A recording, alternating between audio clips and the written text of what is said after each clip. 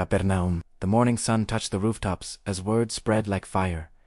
Jesus is here. Crowds filled every doorway, every corner, every inch of space inside a small house where he spoke words that carried life itself. Outside, 4 men appeared, carrying their friend on a mat. A man whose body was trapped in silence, but whose faith shouted louder than pain. They came not because it was easy, but because they believed that one moment with him could change everything. The door was blocked.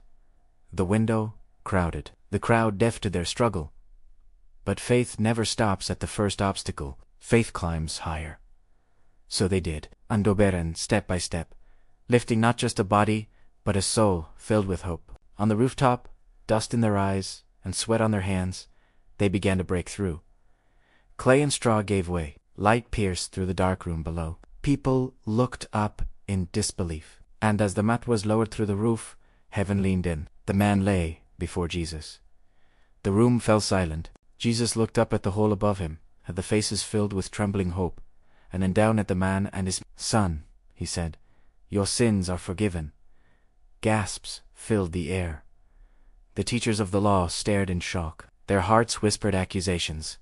Who can forgive sins but God alone? But Jesus heard even the thoughts. They dared not speak. He turned toward them, eyes calm and steady. "Which is easier?" he asked. "To say, 'Your sins are forgiven,' or to say, 'Get up, take your mat, and walk'? But I want you to know that the Son of Man has authority on earth to forgive sins." Then he looked at the man again. His voice softened, but every word carried the weight of heaven. "I tell you," he said, "get up, take your mat, and go home." For a heartbeat, the world stopped. Then, movement. A hand, a breath.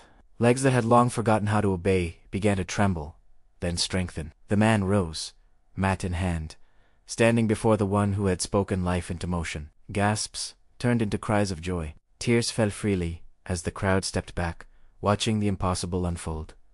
The man walked, one step, then another, past the stunned faces, past the doorway he could never enter before. And outside, beneath the open sky, he stopped to look back. The roof was broken, but his heart was whole. Inside, whispers filled the room. "We have never seen anything like this."